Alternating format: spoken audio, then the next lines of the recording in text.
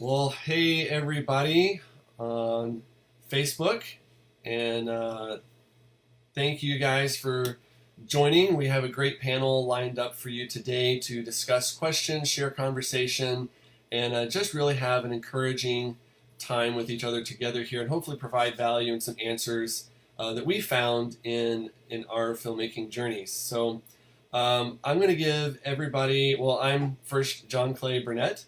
I'm a freelance filmmaker and also a host and instructor for Motion University, which is an online platform for helping give people a start in training and getting into filmmaking. I'm going to give a chance for our co-host to introduce himself and then also our panelists. So take it away, guys. Barrett, go ahead and give us a quick introduction of who you are. Awesome, great, thank you. Well, my name is Barrett Kaufman. I'm a film colorist based out of Chicago, and I just love this crazy, unique part of the process. There's a unique thing being at the end of a film, bringing beauty to it. So I love it. It's what I do, and I'm happy to be a part of this. So, Judd, how about I pass this one off to you? Well, my name is Judd Brannon, and I live here in Woodstock, Georgia, a little north of Atlanta. And yeah, I kind of do a variety of things: editing, shooting, just kind of run the gamut of anything that I can get work doing. So that's kind of what I do. I have had the privilege to work it on a few films, so that's been fun too. So, Who wants to go next?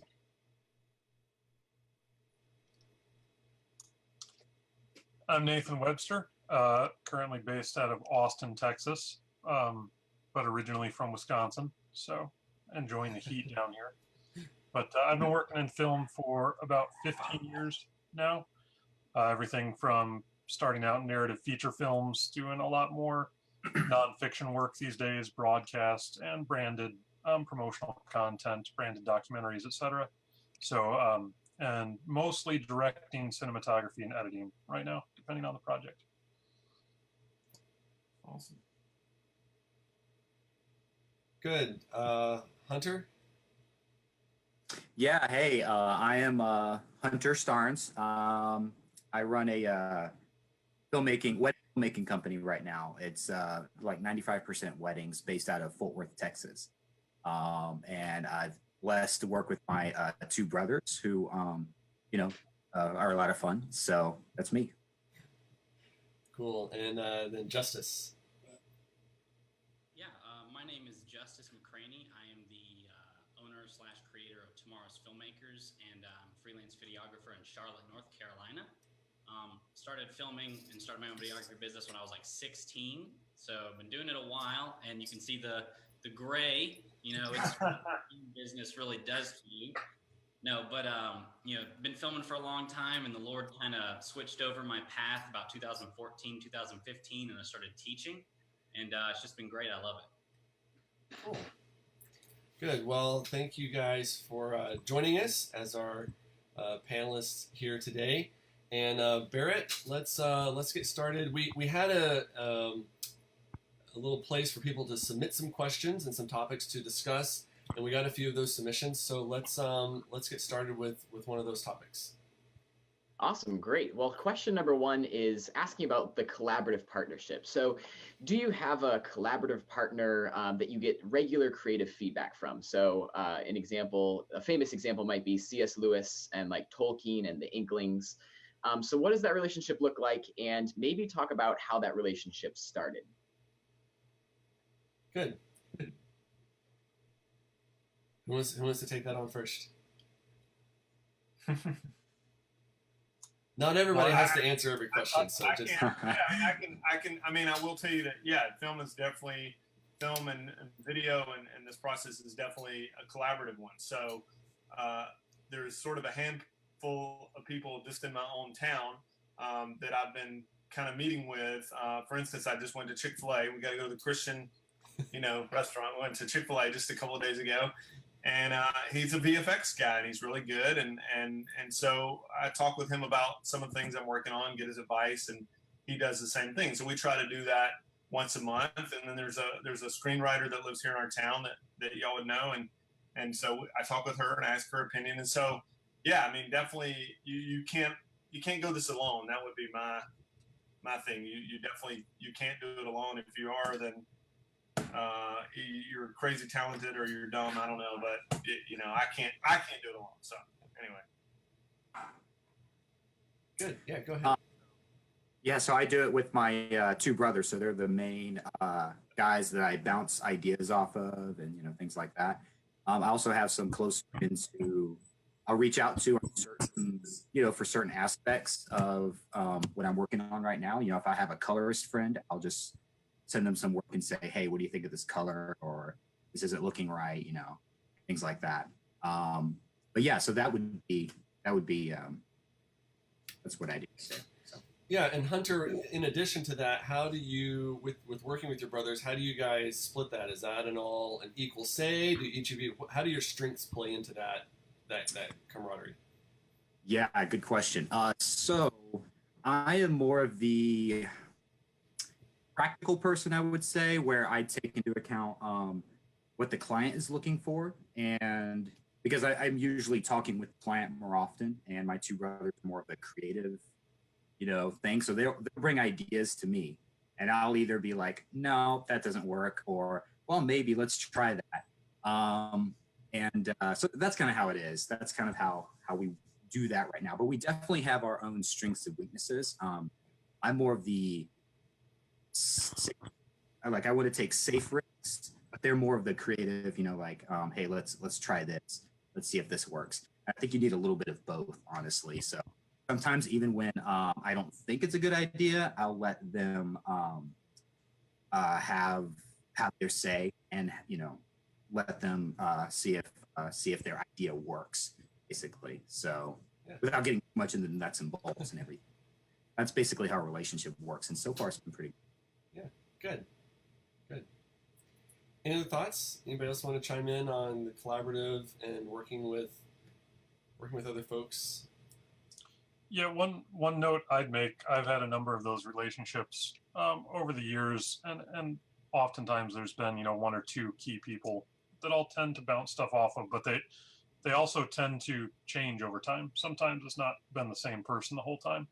And so I've oftentimes had folks ask me a question similar to this.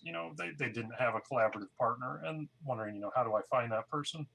And in my experience, it's always been kind of a natural progression. So usually it starts out with some collaboration on a project. You both happen to be working on the same project, and you click and gel, and then gradually you start bouncing stuff off of each other more often.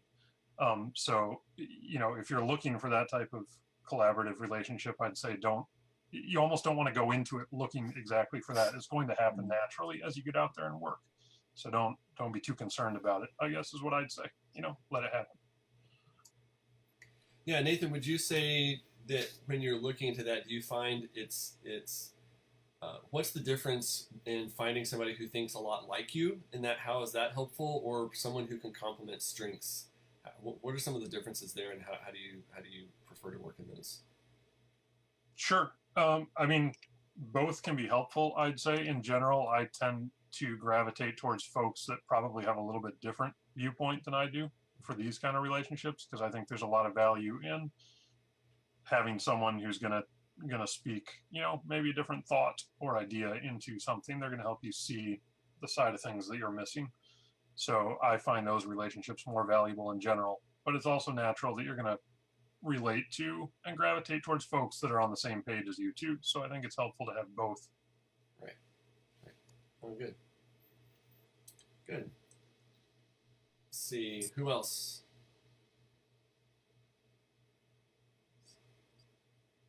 Yes. Cool. Can I make another comment about that? Yeah, sure. I think the Inklings are a great example, but basically, I could be wrong on this, but I think that the Inklings as a group kind of changed over time. C.S. Lewis and, of course, Tolkien were the main members of that group. But I just feel like kind of, it changed over time. So don't worry too much about like having a group like the Inklings or something, like what I think it was Nathan said, just find people who, in different parts of your life can come in and, offer something that you need, right away. And yeah, so anyway, hopefully that made sense. Yeah. Good. Yeah, and also that you can offer to them. Those relationships are Yes. obviously the most fruitful when it's not just you looking for help from them, but when it's Yes. a two-way street. That's what builds those relationships and causes them to last. Yeah. Good. Cool. Let's maybe, Barrett, do we have any other thoughts or questions? Awesome. Yeah.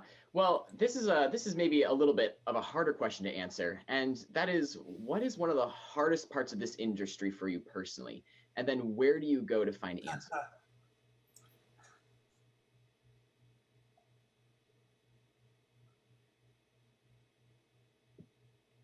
This is easy for everybody? Nobody has a... Yeah, it's easy for me. Just waiting for somebody else to pick up. Staying motivated. Okay. To get the work done. Good. That's me. So what have been some things that are helpful for you in combating that or trying to find solutions? Man, just different things at different times, I would say. Sometimes just stepping back from a certain project and working on another project, maybe.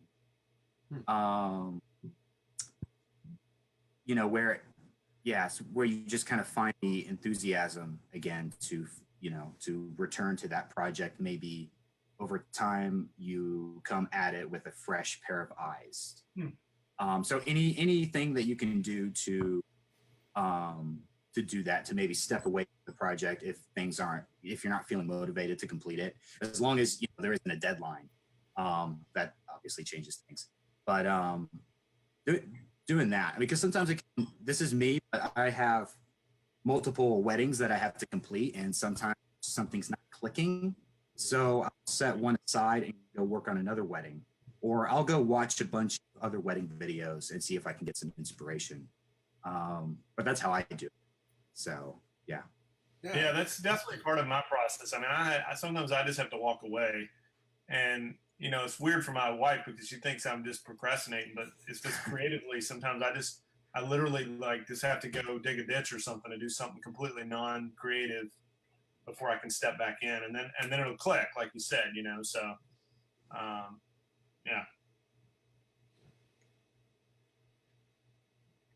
How about the rest of you guys? What is one of the hardest parts of the industry for you? I would also say that motivation and inspiration is really difficult because you can get depressed or, oh, you're so excited about this project and it's like your baby, and then it just doesn't work out. It doesn't look as good as you wanted it to. When I was first starting out, one of the biggest things for me was confidence. Just like at a wedding or something, when you're brand new or you're just starting out and you're filming everything from far away with a really zoomed in lens because you just don't want to get in there and right in the middle of everything. So confidence was a really big thing for me, and it's crazy because like at a wedding, I was always nervous to get in front of somebody and block their view, when in reality, who cares what their view is? You're getting the video and you're going to make this moment perfect. So who cares about that? You just need to get in with the action. So confidence was definitely number one. It took a while just to get that confidence and not care what other people thought. Yeah, another one for me, I think that can oftentimes be challenging is just client interaction, because my personality tends to be very blunt and just to the point. I'm not a schmoozer, and you need somebody that's going to be a schmoozer to some extent, in whatever process of the client interaction, process you're in, whatever part of it. So that's another area where a lot of times in my collaborative efforts, I end up finding someone that prefers that side of things on a project and can help in that aspect. But like any difficulties within the process, and you just spoke to Justice, you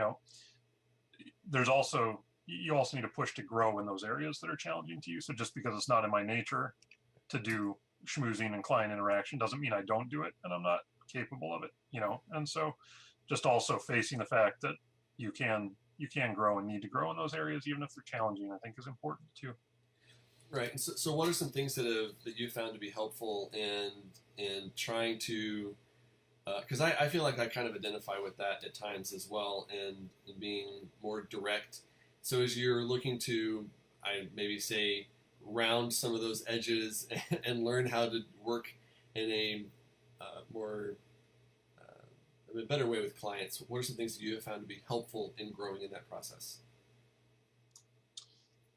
Yeah, one way would probably be composing emails and then not sending them right away, and then going back and rereading them and smoothing some edges sometimes. I think kind of the same thing applies even with other interactions if it's live, just really thinking through and again, being aware maybe of some of your deficiencies in those areas. And so if you're consciously aware of them, it allows you to smooth off the edges, as you said, and improve yourself in those areas. Good. Yeah. Any other additions there before we jump into the next question? Awesome, great. So question number 3 for you guys. Where do you find new work? Where do you find that new creative work? Is it cold calls, websites? Is it social media contacts, conferences? This feels like finding new clients is a bit of that like white whale of our creative work. So where do you find them?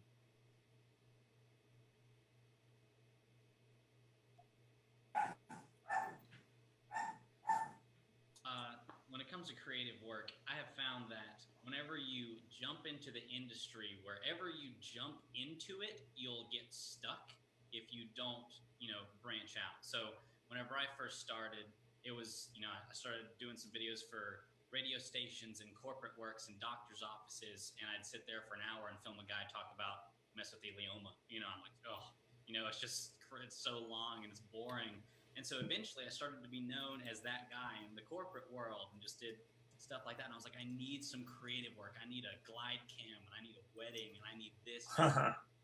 So what I did was I found that if you just get your foot in there and make a video or make a project that's creative, people start to notice that and they'll start to hire you. So I was doing all the corporate stuff, and I saw this camp, like this kids camp with a big blob and go-karts and all this kind of stuff. And they needed a video, and I was like, I will do a video for you.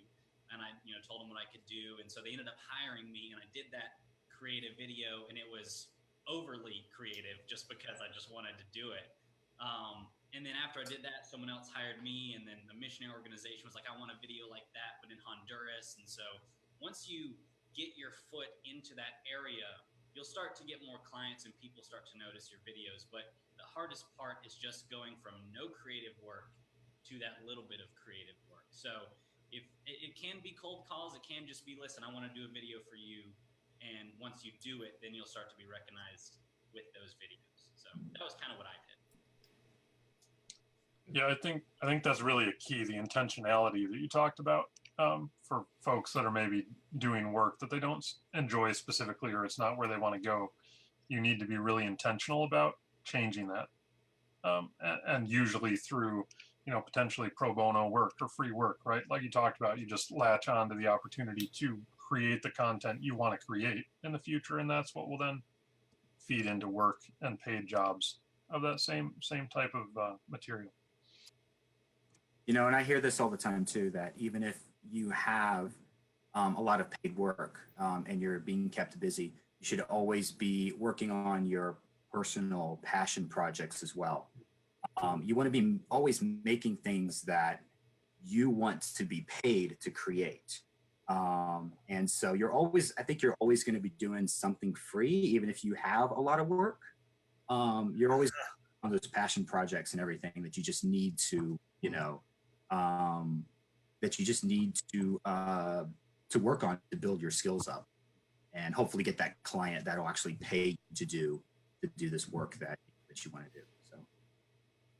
Yeah, I think that this is a tough, all the things you guys are like encouragement to me. I'm listening to y'all because I've been struggling with that a little bit as of an identity crisis. Like, I came out with a feature film, we went to theaters, all that fun stuff. And then, then I come back to doing, monster truck commercials, and it's just whatever I can get work done. I did the medical clinic, with the doctors, and so it's a tough thing. But I think you're right. You kind of have to two things: be, like you said, Nathan, be intentional.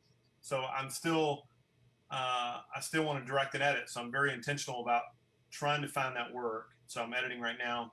And then the other thing with your passion projects, how I got started is I did a music video for guys for free, and used my own money, and I did it. And what's this been? Golly, 10 years later, I'm still doing the same thing for free for those guys because I enjoy doing it for them. Now I have a little more knowledge, but I'm still doing it for free because creatively, it's like what gets me going. So if I have to go do that for a couple days and DP a project for them or edit it for a couple days, is worth it, even though it doesn't make any money. It gets me going again, after doing eye clinic work, videos of doctors and stuff. Yeah. Yeah, I think another element of doing the free work, in addition to, doing work that is an example of the kind of projects you want to work on. In my experience, I've also had times where I would do a free project that wasn't even the type of project I want to do for a specific person or group that I wanted to do different future work with. And it has oftentimes paid off in the work I wanted to do with them down the road. So, both working on passion projects and pro bono projects that are the type of videos you want to create or type of creative work you want to do, but also if there's people out there you want to work with, just find any way to kind of get in and work with them, do some stuff for them, and then that can grow into a working relationship that you want it to be. I've done a couple of free gigs that ended up turning into paid gigs. So, in fact, one of my, this was for a wedding, but one of our biggest weddings we booked recently was a result of a wedding style shoot, which everyone, like all these vendors come together and do this for free. But we ended up booking, a huge wedding out of that. It doesn't always happen, but I think it happens, it does happen. So Hunter, maybe how do you decide, what's some advice you might have on how to decide when to take a free project? Sometimes a client likes to tell you that there's, high potential on the other sides, but how do you personally evaluate some of those things? And because they don't always work, they don't always turn into paying things. So how do you decide? Yeah, that's good. For me, it's usually based on who is involved in the project. So, for example, the wedding style shoot, you look at all the vendors who are coming together. If there's a planner, there's a good photographer, there, reputable people who are involved in the project. Then, and if the look and the mood that they're going for is something that you kind of want to work on, and you want to improve your skills in creating that a certain look or whatever, then that's kind of what I do myself. Another thing is for non-wedding work, I'm working on this is all sort of related to the wedding world, but I'm working on a branding project for a photo booth company who we got to know, because they're a wedding vendor. And I did that for very low cost, not for free, but I told them that I wanted to do that to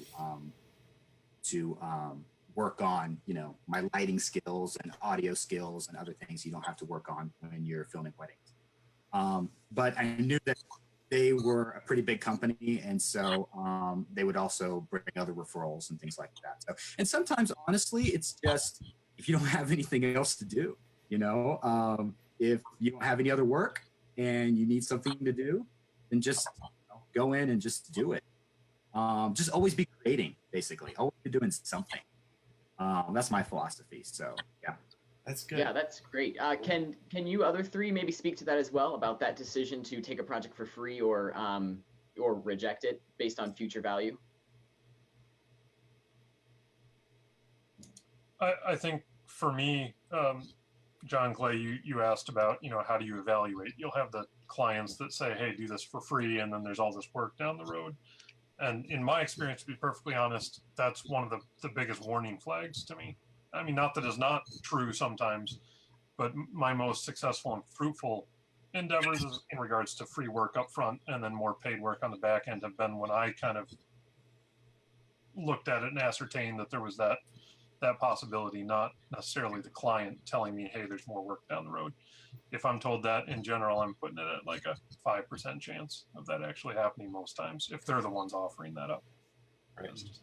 That's actually a good point. Could I jump back in? You know, it's if you have a client who approaches you to do free work, wedding style shoots are kind of different because everyone's doing it for free. So they kind of expect you to do it for free. But if it's a commercial client, they approach you to do free work or something really cheap, then that's a huge red flag, obviously.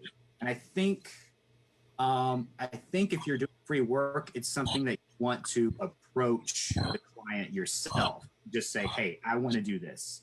This is something that I want to do. I want to work with you guys. So, you know, I'll do this for you for free. So maybe that's how you avoid getting into the wrong project. You know, something that is a time suck and that you shouldn't be involved in. Good. Any other thoughts there?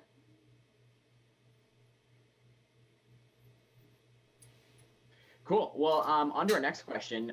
So we were just talking about how to get new clients, but I would love to hear your thoughts on what does that leap into full-time filmmaking look like? Going from that part-time passion to full-time business. What does that look like? What did that look like for you? And what advice do you have for people looking at that jump?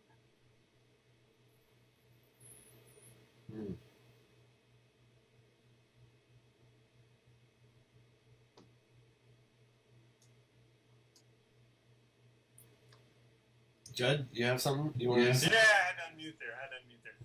I mean, I can tell you what that looked like for me. I worked for 13 years for a church. That was my job as an editor. And so I think that to get into film, it's been grueling. It's taken a long time. It wasn't, it doesn't happen overnight. I like to tell people that, you know, I'm not any more talented than anybody else. A lot of it is just consistency and persistence for years, right? So, for instance, my film I started making in 2011. It came out in 2017. So it took 6 years of my life in the margins. Like a lot of you guys have said, you're doing it, you're working on nights, weekends, whenever you can.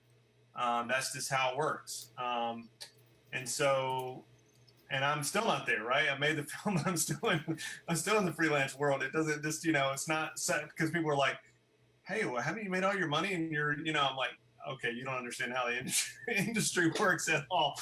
So anyway, so I would say that, you know, if you want to get into film, if you want to leave corporate work or freelance work or whatever, it really is, for me, at least that's my suggestion, is really just about persistence. It's about meeting people, making those friendships, going and working for other people for free, you know, putting in your weekend film festivals and your 48-hour film festivals, those type of things, putting those things in, helping other people. That's what it takes. I don't know. So that's my advice.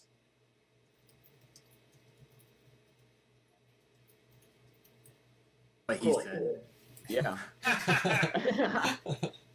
I mean, is that your experience? That's my experience, at least. I mean, you know, it's like sorry, I don't mean to monopolize. I'm just like, you know, I needed some advice from somebody, and they were like, well, I'm here in Virginia. So I got on a plane, I flew to Virginia and got their advice. But you know what? From that point on, they had my phone number and I had theirs because they knew that I was serious about it. So it just takes that persistence of, you know, it's almost like the marketing thing. You can't just do one radio spot and expect people to go to your movie. You got to do it consistently over and over. You know, that people have to see something 3-4 times before they begin to write, oh, you're the film guy, you know, you're the guy that wants to do that kind of stuff. The same thing with the first music video. I told the guys, hey, I want to make you a music video. Nah, we don't really need that. It's not what we want. I'm telling you, I'm going to make it for you. I'm going to pay for it. Okay, well, you know, because they thought I was a guy that I'm going to come with a video camera in their backyard and make a music video for them, but that wasn't what I did. But it's, you know, so it just takes that consistency and persistence. I think in this industry. Yeah. Yeah, that's really good. So to follow up on that, what are your thoughts on focusing on feature films versus other forms of media in the industry? Depends on if you want to make money or not. Which okay, which way is that? Which way do you mean that? I'll let you guess based on some of the stuff that Judd's already said. But No, it's yeah. a fact. I mean, most every filmmaker you talk to, not, there are a handful, but anyway. Yeah, even the successful feature filmmakers, especially in the independent space, most of them, they may look successful on the outside. The film may have been successful, but not that money wasn't making it back to the filmmaker necessarily. So, yeah, feature filmmaking is kind of a path you really have to commit to if that's what you're going to go after. And as has already been said, it's a long process, a 6-year process from beginning to completion, and it's a passion project, and you're doing it in the margins, in the midst of other work. So, and there are exceptions to that. There are those that have had, more rapid success and found some financial success and personal success in that space. But in general, my advice to most people asking a question like that is, even if that's your end goal, the fastest journey to that is not necessarily starting out in feature film, even if it's production assistant work and such. That's one route, but I think a better route is potentially doing, more of the not so fun work, the corporate work, the promotional work. But through that process, you're building chops both on the business side of things and on the creative production side of things that can eventually feed into feature film work. And it also depends on where you want to fit into feature film work, I would say, too. There's some roles that it's going to be a very different path in, but if you're looking for more the directing, DPing, editing, more, major creative roles, that'd be my advice as far as a path there. That's good. This is an open discussion, guys. Anybody have thoughts on that?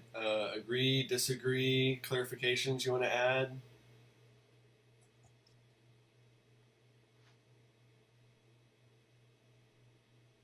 Justice, do you have ambitions to make feature films? Yes, I would love to make feature films eventually.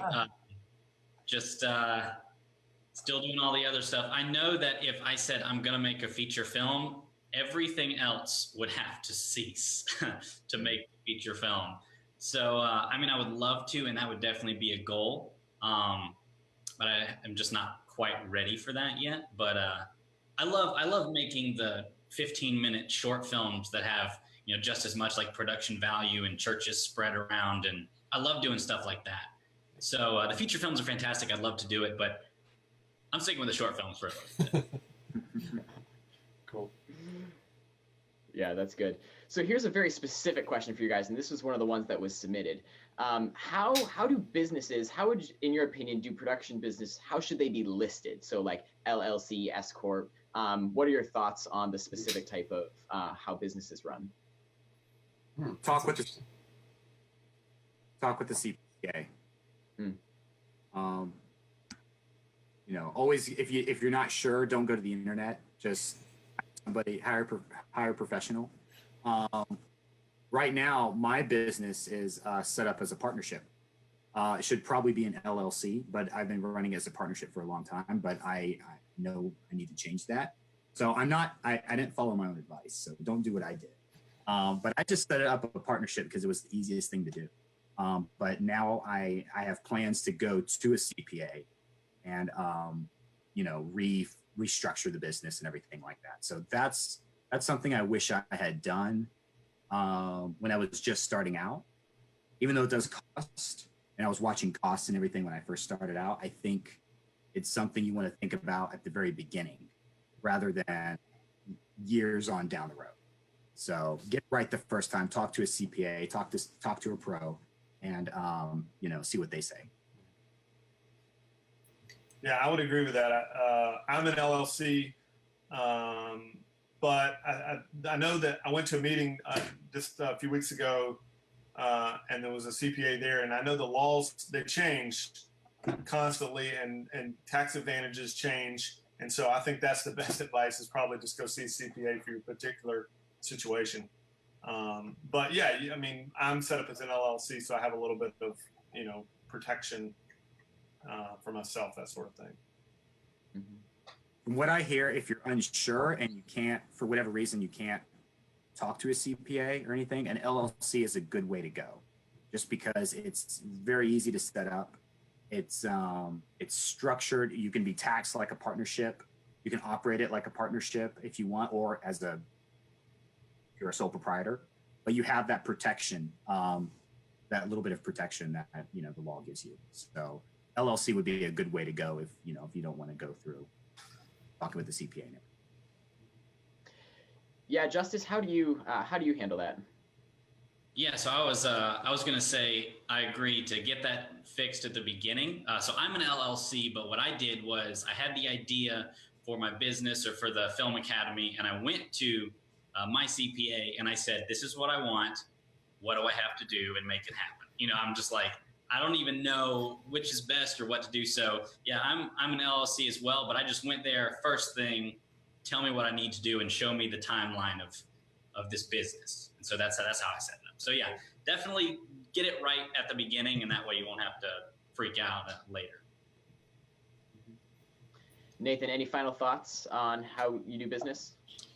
Yeah, I mean, I myself personally am also an LLC right now, but I would again echo, because each situation is going to be different, and the internet is not as smart as it thinks. So be a professional, and he'll help you out. And there's going to be a little bit of cost up front with that, but it's going to be well worth it in the long run when you start talking about tax deferments and other advantages to being set up properly.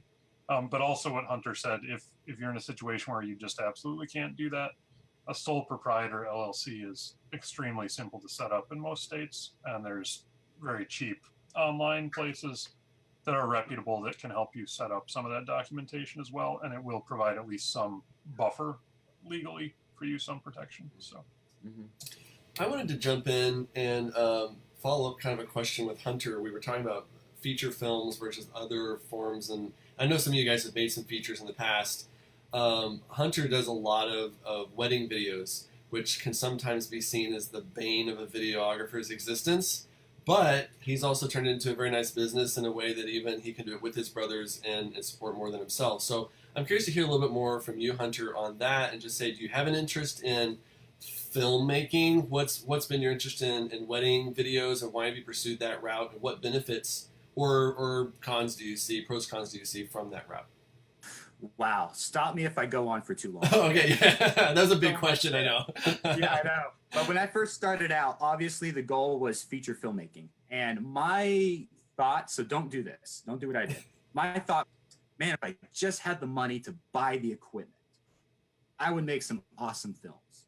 How can I get the money? I'll start filming weddings and everything. So, and of course you want to do a good job. So, you start watching wedding videos and you start thinking, people are paying us to do this. We can actually make this into a pretty good business. But the goal was always feature filming. Well, a couple years down the road, I have all the equipment I need. Everyone has the equipment they need to make a feature or short film. I have all the equipment I need. I haven't really done it. So obviously equipment was not, don't fall into that trap. Equipment was not what I needed to make a short film. It was just going out, making time, and shooting with the equipment I had at the time. So that's how I kind of got started there, and then it just kind of snowballed into what it is today. It started paying the bills and everything. I actually started kind of enjoying it because you're telling a story, which is kind of what we all want to do with feature filmmaking. Right. The stories are the same. Everyone knows how it's going to end. Like a wedding video where the ending is totally, well, maybe not. That would be a sad ending.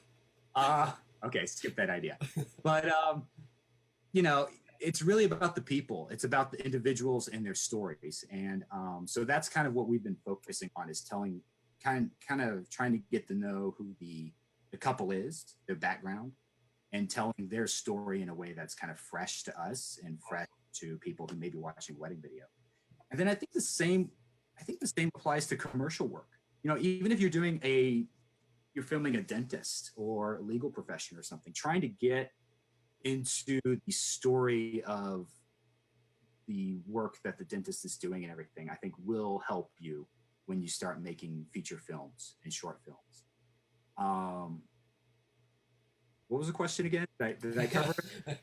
No, yeah, Sorry, no, rambling on. that's really good. It was just kind of exploring the journey into the path of wedding videos versus some of the traditional people getting started want to often pursue the narrative style of things. And just curious how you Yes. kind of got into that wedding video and why you continued with it. That's all. And it's not just wedding videos. It is sometimes some of the more corporate filmmakers who are also looked down upon by, filmmakers, by people who just want to do filmmaking. They don't understand that pretty much everybody does that to pay their bills. Mm-hmm. But I can't tell you how many times where, I was at a conference this past fall, and I had a couple people come up to me, and I'm like, "Oh, I'm a wedding filmmaker," and they're like, "Oh, how do you like that?" Or somebody was like, "Oh yeah, I'm finishing my last wedding, and I can't wait for business." And I get that it's not for everybody, but if you just focus on the aspects of whatever you're doing that brings you pleasure, because even if you're doing feature filmmaking, you're not going to be like, "Man, this is awesome," like every second of the day. There are going to be things that you're working on that you don't like at all. I think this is with any business. So if you focus on the things that bring you joy, bring you pleasure, then I think that just goes a long way towards being successful in business for sure, and getting down Right. that path. And that's good. I'm not knocking wedding videos at all. I just wanted to kind of pursue that a little bit and just hear. We reached out to a lot of people for this panel, and I wanted to have a variety because I wanted to have some conversation back and forth on this. And there's not one size fits all type approach. So no, thanks for sharing.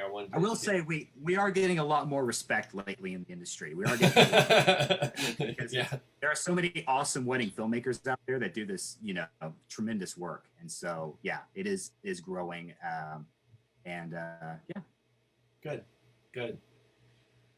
Good. Barrett, any other questions that are in our queue? Sure thing. Well, how about this? What are some things that you wish you would have taken time to learn at the beginning of your career? Kind of like if you could go back and talk to the younger version of yourself, which some of you guys are still pretty young here, but what advice would you give yourself, kind of, if you could go back and start again? Yeah. Any thoughts on that?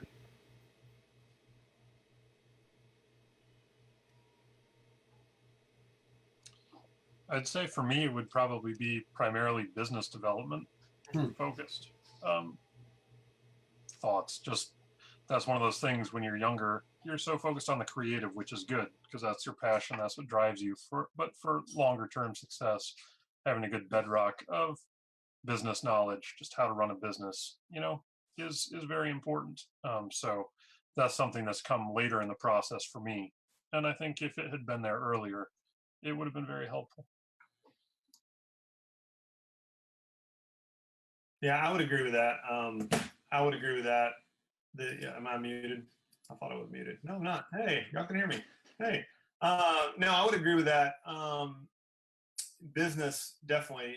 Even with the film that I made, like I didn't understand all the, the distribution and all the processes of that, so going through contracts, things like that, it's complicated still for me now, and so having a better understanding of that is definitely something that I didn't really know, and I'm just now getting into this freelance world, right? So I've been working for somebody else for 13 years, so now it's even new to me now. So I'm having to learn the LLCs and the business insurance and the, how do I pay my taxes and all that kind of stuff. So I would say if you're getting into this, looking into learning some of the business side as well. So I agree with you. And I'd also say not just the nuts and bolts of the paperwork and the contracts and stuff, but also just strategically, as far as, how do you construct a business? How do you set goals? What are realistic goals? And then what are your action steps, very specific action steps you're going to take on that path? Just having a plan, a business plan is very important as well. Yeah, and I kind of want to ask a question to the other guys because I have you here, but I'm the same way. What I do is I'm so project oriented that I focus on a project for a month, but then I have done nothing to cultivate business down the line. And so now I've reached the end of that month and I haven't done a good job of pushing the next thing. And that's one thing that I think that people that want to be in this industry have to do is they also have to not only work on what they're doing creatively, but they also have to focus on building that business down the line. So That's a really good point. Anybody want to address that one as well, or anybody tried some things and maybe seen it work, or even just tried some things? Yeah, no, I fully agree. And whenever I was, one thing that I would change is not be a perfectionist, which is what I was with every video, because again, it's your child. So I'd be working on a video for a month that would take me like 2 weeks, but the little tiny things had to fix it. And then the rest of my business would suffer because of this one video. Wow. So I've learned now, a video is better when it's done and it's out the door and you can do another one. Not that you don't do a good job, but you don't have to be a perfectionist. And that's one thing that I would have changed whenever I was starting, for sure. That's good. Everything those guys said. And then also, learn how to create and read your profit and loss statement, create a separate bank account. It's amazing how many people don't actually keep their business finances separate from their personal finances. Even if you're just making films, even if you're just doing short films, things like that.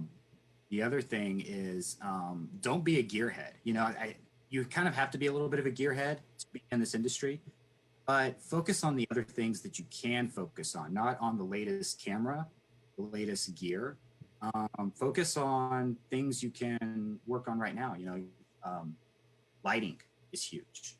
Focus on if you don't have a lighting kit, focus on trying to make natural light work for you. Little things like that you can take anywhere. Expensive gear is nice, but it's not needed all the time. And then from the business perspective, more from that, just keep a list of all your expenses and all your all the money that's coming in, all the money that's going out, and you will do probably more than most artists are doing right now. And that's huge. So, yeah. Good. Yeah, just to tag along with what he was saying about the equipment and stuff, I hear so many people say, oh, I'm not going to do that project, or I'm not going to do this because I don't have the camera I want, or I want that light, or I want that audio equipment, so they don't do it. And then whenever they get that, they have no experience. So whatever equipment you have, cell phone, DSLR, just literally start. Damien Chazelle, who did La La Land, he was discovered because of his short films that he continued to make. Even though they weren't that good, continued to make it. And so if you're making films in the backyard with your friends, that's exactly what you should be doing. And you're gaining experience and you're gaining knowledge. So don't focus on the equipment. You have to have this or you have to have that. Just jump in and do it. Knowing how to tell a story is more important than the gear you use to tell it. Yeah. I've seen some pretty lame camera work and lighting, and still see a powerful story that was moving and that I was sad when it was done. And those are pretty rare. It's good to have excellence in both sides of that craft, but that was the story. It will carry a lot. If you can learn how to move an audience and tell a compelling story is really, really important. Yeah, for sure. Well, we're closing in on the end here. I wanted to do a couple of flash rounds of some questions with you guys, and we'll give each person like 60 seconds or less, because I want to kind of make it around here a couple times as we close this out. The first question would be, is there a project you've been working on recently that you're not planning to post about on social media for the purposes of it's not social media worthy. And so often we see in each other's lives, all we see are the fun pictures, the vacations, the perfect lighting moments, and that's not so much the day-to-day reality. Those moments are great, but are there any projects that you're willing to share that you've been working on that maybe aren't going to be on your portfolio page, trying to attract in new work? I'd love for everybody to answer these last couple of rounds if you can. I'll start out. I did a video this past May for a client, and it didn't go very well at all because I did it for a low cost, not free, but charged a lot less than I should have.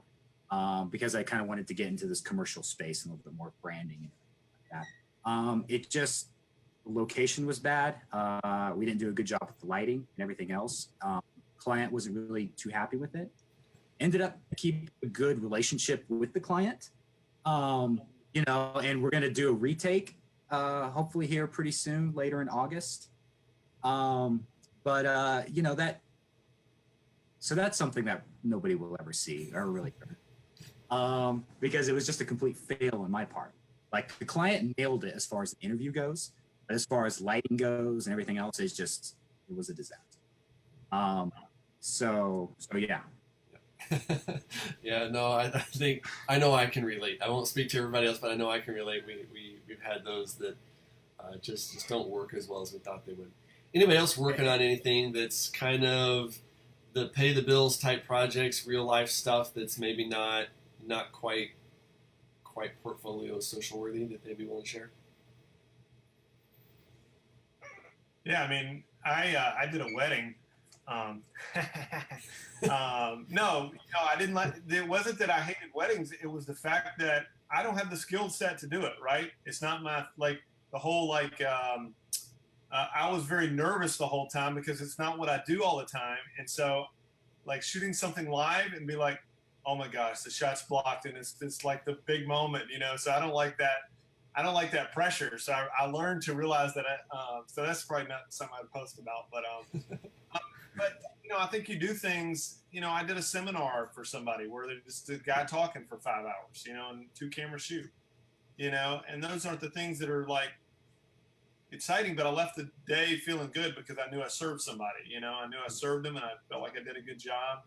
And that's not a bad thing sometimes, to feel like you do a good job and help somebody, because I knew they needed the help for their business and I was able to do it, and make a good paycheck, but also not overcharge or anything like that. So it felt good, to help them. So those are the things that you do, so.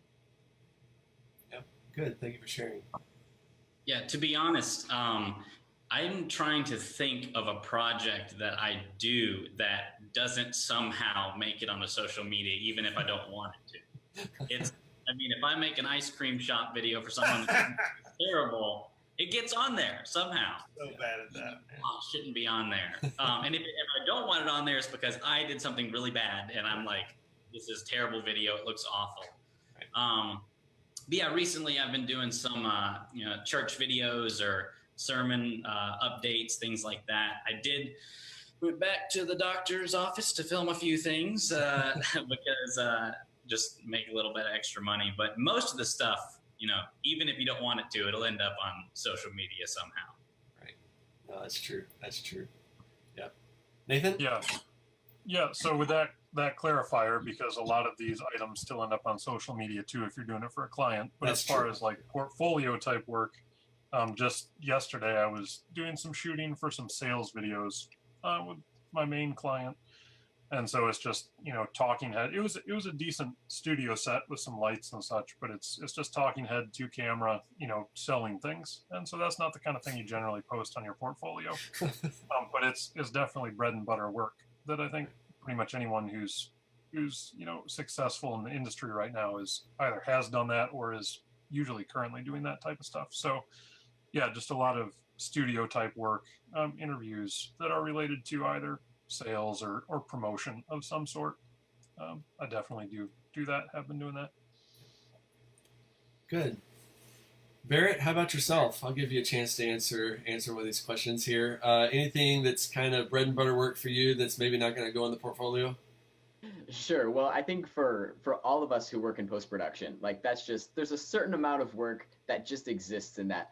No one's gonna see this on my Instagram page, but yeah, absolutely. Even this week, I've done just some corporate work where it's not gonna get a bunch of likes, but I will laugh all the way to the bank with that check. Nice, nice, good. So our last round here would be, what's a resource for growth that you would like to share? Something maybe you've even been studying recently yourself, or just something that stands out as kind of a go-to resource you recommend to others. This could be a book, a podcast you listen to, a course or training you recommend, a conference that you've appreciated attending, and so forth. Let's just give everybody a chance to go around, and 60 seconds you can share as many of these as you like, but what's something you'd pass along for edification and encouragement of others. Let's start with, well, Justice, I have an idea of something you might could suggest to folks, but let's start with you and go around this way this time. Yeah, so it's really cool. We just announced or released the cinema courses that we've been putting together. So we've basically been doing is almost making like master classes, like you've seen those master classes, but it's for filmmaking specifically, and it's entirely Christian based. So we have Bruce Marciano teaching acting, and Barrett Kaufman actually teaches a coloring class, and Rick Shaw teaches stunts, and Chris Kimlin teaches cinematography. So it's really, really cool. And what's cool about it is I am learning. So like Barrett Kaufman did the coloring class, and I was watching it and editing, and I was like, dude, I didn't know that. So it's really cool that I've been learning from it as well. So, and we just like announced it today. It's actually really cool. But another place that I love is, there's some people on YouTube that's like, but one guy that I really love is DSLR Video Shooter. I don't know if any of you guys have heard of him. Caleb Pike. He's just, all of his stuff is really, really cool. In fact, this like shelf background thing, he was like, oh yeah, I have shelves like this. And I was like, dude, this looks awesome. I'm buying. So DSLR Video Shooter, he's really, really cool.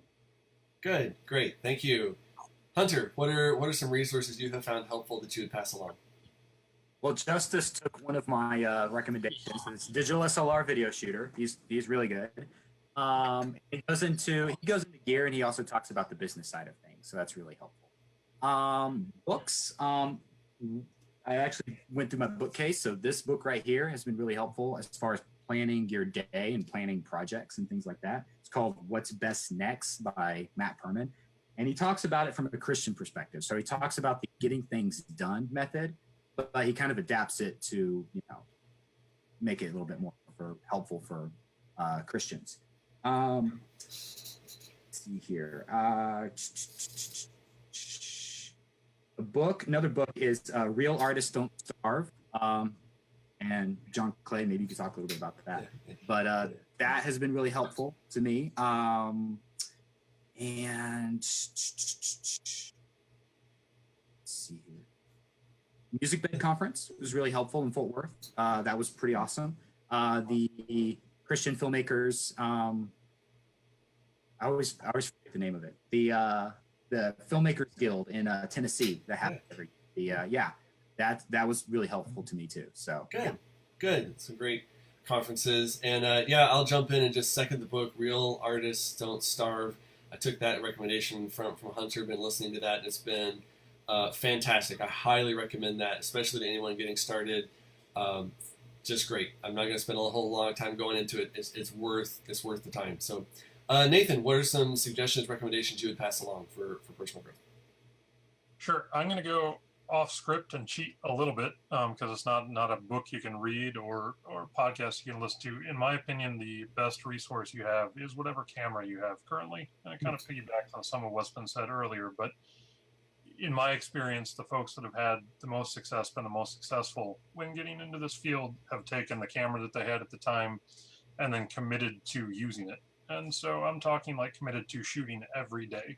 And it doesn't have to be a project, it doesn't have to be a short film. It can literally be, oh, look, the sunset looks nice tonight, and going out and finding a way to shoot that. And so if you just take whatever equipment you have right now and go shoot, it's there's no way you are not going to get better. So that to me is the best resource you have available to you. Also on YouTube, another channel I'd highlight, especially if you're interested in learning more about rigging or lighting of any sort, is Meet the Gaffer. Yeah. He has some really good stuff. Just basically, he takes whatever setup he's setting up that day and does a little feature on, what he did, why he did it. And so you get a really good taste for a number of different shoots. It could be a little interview shoot in a hotel, or it could be a lot bigger shoot. But just a lot of good information on Meet the Gaffer on YouTube. Good, perfect. Those are great. Barrett, anything you want to pass along or share? Nathan Ashton recently posted something that I really connected with, and this is more broad than just film, but it's find people who either disagree with you or challenge your assumptions, and keep those people regularly in your life. So maybe that's not a person, maybe that's a podcast, or maybe that's a YouTube channel, but keeping, getting out of our own echo chamber actually is a way of getting a really cool source of inspiration. Good. And Judd, anything come to mind that you want to pass along as recommendations? For me, the and I've told several friends about it. The festival this earlier this year was huge for me. Not only the speakers, great content, but their breakout sessions, but then just meeting people in the hall and making those connections and collaboration, like we talked about earlier. Just doing that is really huge for me. Because they'll say, hey, have you thought about, distribution in this way, or, that sort of thing. So for me, the festivals, specifically that Christian Worldview Film Festival, that's the one you were talking about, was huge to me. So good. That was really good thing. Good. Yeah. Can I add one more? Go ahead. The Studio Sherpas podcast is really good as well. Good. So check that out. Good. Well, this has been great. Thank you guys for taking time and joining in here. Thank you for anybody else who tuned in live and those who will watch this recording later. All of these panelists are part of the Film Career Community Facebook group. If you have questions or want to reach out and just chat, have more conversation, feel free to do that. That's the whole point of this group, is to encourage one another, do filmmaking in community, and grow and get better and tell stories, great stories for others. So thank you guys, and we will see you next time.